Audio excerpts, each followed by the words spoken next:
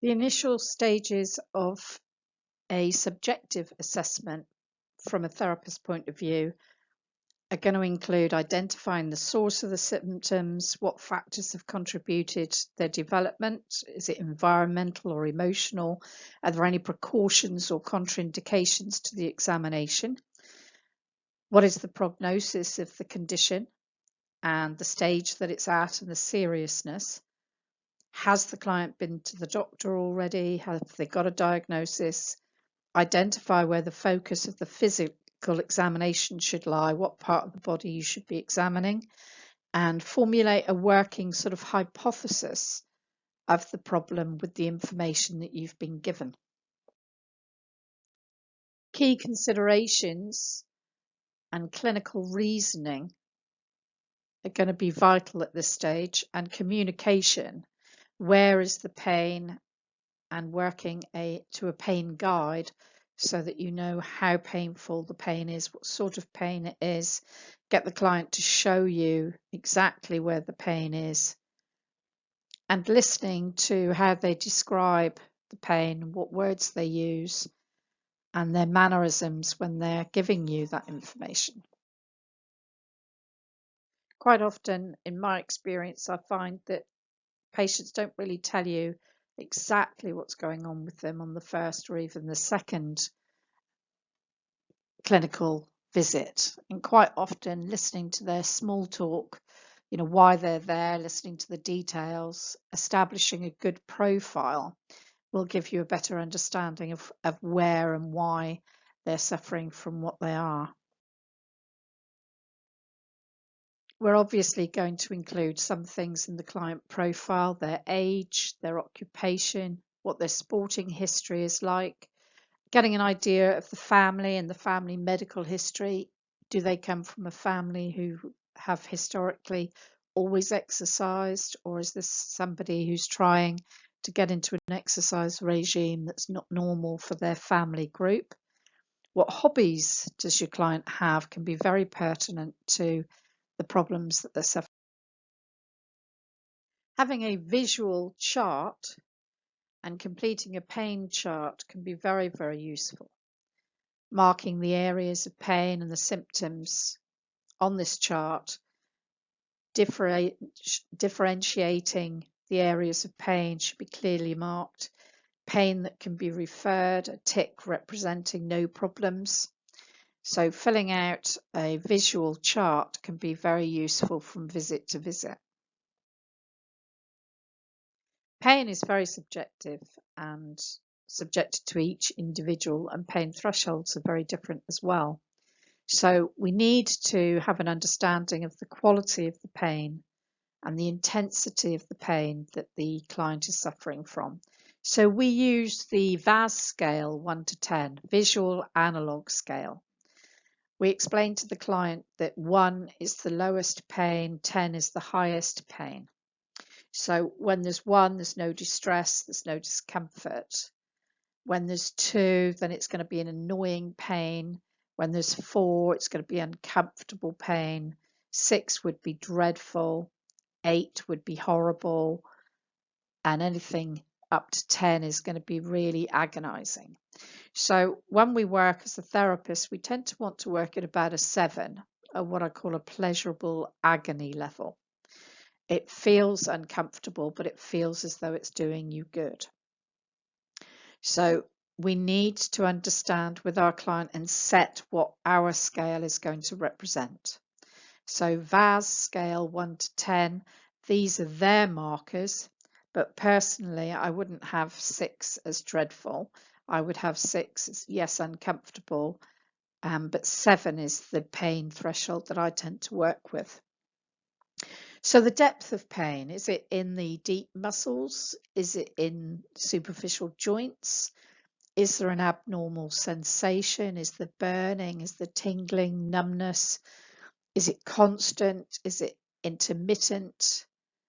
You've got to be careful and beware of constant pain.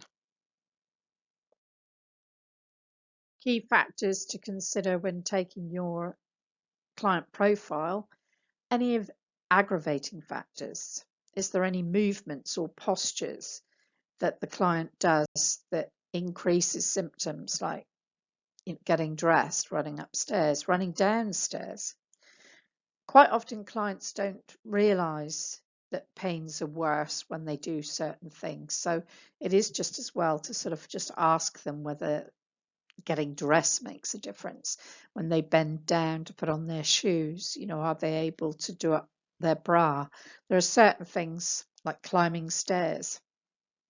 So you could suggest possible factors.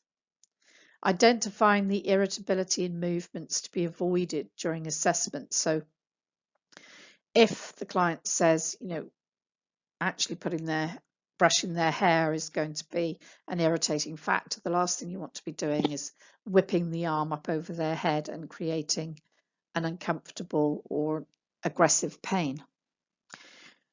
Easing factors, what alleviates the pain? Is it heat? Does that alleviate it? Cold? Rest? Stretching? Exercise? Is it better in the morning than in the evening? This may provide guidance for treatment then. Having a 24-hour pattern of the pain that the client's suffering from is very useful. Is it a night pain? Does the client get woken up at night? And if so, for how long? How often? How long does it take them to go back to sleep? Is it a pain that they get in the morning? Are there any symptoms in the morning? Pain and stiffness in the morning might suggest inflammation. No pain and stiffness might suggest to you that it's a degeneration. Evening symptoms, pain increases with activity. Does that reduce by rest? Is there a mechanical problem that makes it worse in the evening?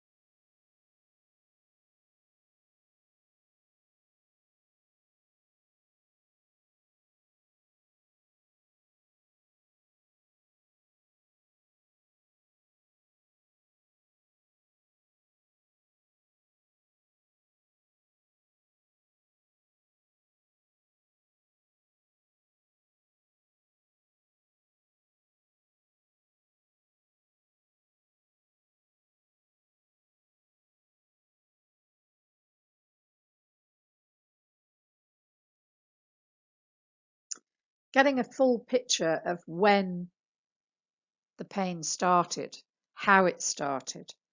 Is there any known cause, or did it come out of the blue? Was the pain immediate, or was it gradual? Was the swelling or bruising? How have they managed the pain up to now? Have they been to A&E? Have they been to a GP? Did they go to a chiropractor? What did they do immediately that the pain developed? Has there been any progression of symptoms, or has the pain stayed the same? What previous treatment have they tried? Previous medical history can be important as well. Is there any relevant previous conditions that you suffer from? This might be something that is reoccurring. Is there any previous diagnosis or conditions like back pain, leg length discrepancy, which might affect this particular injury? Has there been a previous illness, injury, or operations that might affect the condition that you have? Are there any underlying medical conditions that may affect treatment, like diabetes and high blood pressure?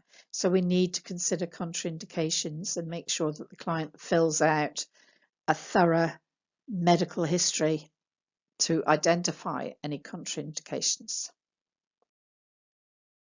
For some clients, you might want to ask some special questions about their general health, weight loss, or has there been any specific weight gain?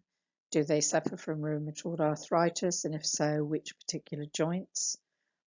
What's their medical history with regard to their prescribed drugs? What drugs are they on? Have they had any x-rays of this condition? Is there any dizziness or nausea associated with it? Have they had any anesthesia? Are there any pins and needles? So all of these questions are going to help you paint a clear picture of what you're dealing with. The severity of a pain or injury is useful. What medication is the client taking and how often? Does it affect their sleep pattern? Does it affect their work situation? What's the VAS pain score from 1 to 10 on a general basis? What aggravates and eases the pain? What's the degree of irritability? How long does the pain last when it's been made irritable? What's the nature of the pain? So having accumulated all this information, in summary, we will then be able to decide what assessment we're going to do. So a combination of answers may lead to a working hypothesis. What direction should the physical examination take? A thorough approach is imperative no matter how simple or complex the problem, and subjective assessment should be performed quickly and professionally while taking notes throughout. So then we can move on to an objective assessment.